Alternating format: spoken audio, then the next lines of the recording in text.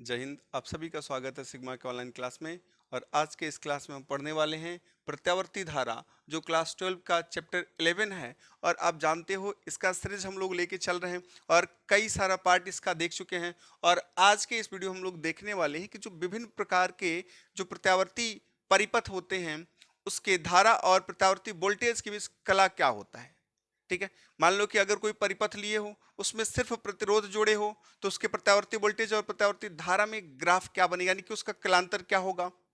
अगर हम सिर्फ प्रेरकत्व को जोड़े हैं तो उसके प्रत्यावर्ती वोल्टेज और प्रत्यावर्ती धारा में कला क्या होगी।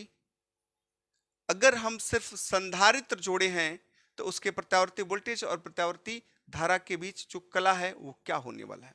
जो कला होगा, अग्रगामी होगा कि पश्चगामी होगा, इन सारी चीजों को हम लोग यहाँ पे देखने वाले हैं। तो आज पहले क्लास में देखेंगे कि जब परिपथ में केवल शुद्ध प्रतिरोध हो, अगर हम एक ऐसा परिपथ ले लिए हैं जिसमें क्या हो, सिर्फ एक प्रतिरोध लगा हो, तब यहाँ पे क्या क्रिया होने वाली है। देखो कि जब परिपथ में सिर्फ एक प्रतिरोध लें और इस प्रतिरोध के सिरों के बीच एक धारा स्रोत V is equal to V0 sine omega t जोड़ दें। जैसे ही आप V is equal to V0 sine omega t एक प्रत्यावर्ती धारा स्रोत इसको जोड़ते हो, देते हो, तो इस प्रतिरोध के सिरों के बीच जो उत्पन्न विभवांतर होता है वो क्या होता है, इस धारा स्रोत के बराबर हो जाता है। ठीक है, तब अगर हम बात करें कि इसके सिरों के बीच विभवांतर उत्पन्न होता है तो ओम का नियम कहता है कि यहां से क्या होगा, यहाँ पे क्या होगा, धारा भी बहने लगेगी। आई इज इक्वल टू क्या होगा, V बाई आर भी उत्पन्न हो जाएगा, यानी धारा बहने लगेगी। तब यहां से देखोगे एक प्रत्यावर्ती धारा स्रोत जैसे जोड़े तो यहाँ पे लिखोगे V is equal to V0 sine omega t. ठीक है, और ये बता रहा है कि जैसे हम प्रतिरोध वाले परिपथ में इस स्रोत को जोड़ेंगे, इसके सिरों के बीच जो विभवांतर होगा ये यही उत्पन्न हो जाएगा। जब यही विभवांतर उत्पन्न हो जाएगा तो बहने वाली धारा अब किसके नियम से लिखोगे, ओम के नियम से। ओम के नियम से ओम का नियम क्या होगा, आई इज इक्वल टू हो जाएगा V बाई आर, और V का value V0 sine omega T है, तो आप यहां पे लिखोगे V0 sine omega T upon क्या, आर। अब देखोगे ये वाला जो पॉइंट है V0 अपान जो आर है, ये क्या है, ये धारा का शिखर मान है। शिखर मान है जिसको आप I0 से इंडिकेट करते हो, अर्थात I0 इज इक्वल टू मिला आपको V0 अपन आर।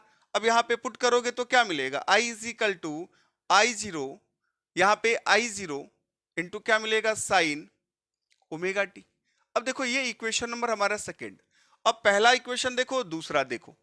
अब दोनों में हम क्या करें, कला की बात करें तो साइन का जो गुणांक है ओमेगा टी, यहां भी देखिए साइन का गुणांक क्या है, ओमेगा टी है। यानी प्रत्यावर्ती वोल्टेज और प्रत्यावर्ती धारा दोनों का जो कला है क्या है, समान है।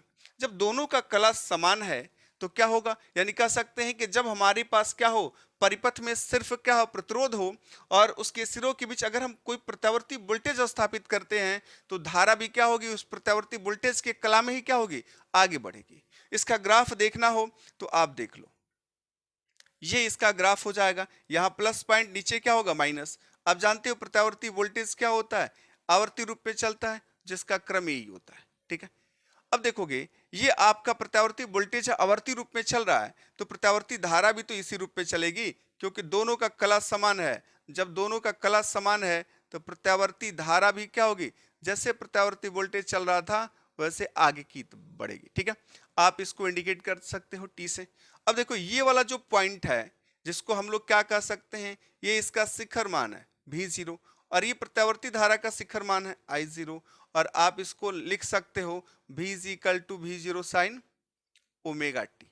और ये वाला जो पॉइंट है ये आपका I is equal to I0 sine omega t. Clear, कोई डाउट। अब चलो ये आपका पॉइंट और ग्राफ भी बन गया।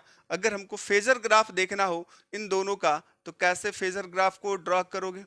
अब देखो फेजर ग्राफ के लिए क्या करोगे, अब दोनों समान कला में है।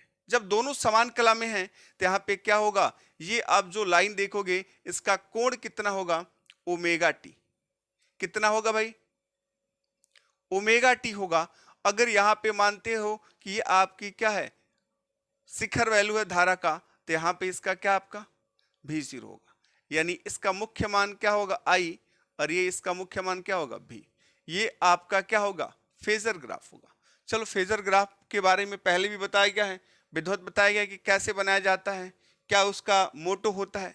बट यहाँ पे आप देख लो, यहाँ पे जब हम प्रतिरोध वाले की बात कर रहे हैं कि जब ऐसा परिपथ लिए हैं जिसमें सिर्फ प्रतिरोध जुड़ा है, तो उसका क्या है, यहाँ पे देख रहे हैं कि कला में कोई परिवर्तन नहीं। यानी आप सिर्फ इतना याद रखना कि जब परिपथ में सिर्फ क्या हो, प्रतिरोध हो, तो उसमें सिरों के बीच जो प्रत्यावर्ती वोल्टेज का कला होता है वही प्रत्यावर्ती धारा का भी कला होगा।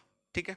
अब नेक्स्ट नंबर हम देखेंगे कि जब परिपथ में सिर्फ क्या हो, स्वप्रेरकत्व हो, यानी यल जब जुड़ा होगा तब क्या क्रिया होने वाली है। ठीक है। उसके बाद देखेंगे जब सी जोड़ेंगे तब क्या क्रिया होगी, जब हम क्या करेंगे एल सी को ऐड करेंगे तब क्या होगी, जब एल आर को ऐड करेंगे तब क्या होगी। सारे कंडीशन को हम लोग यहाँ पे देखने वाले हैं। ठीक है।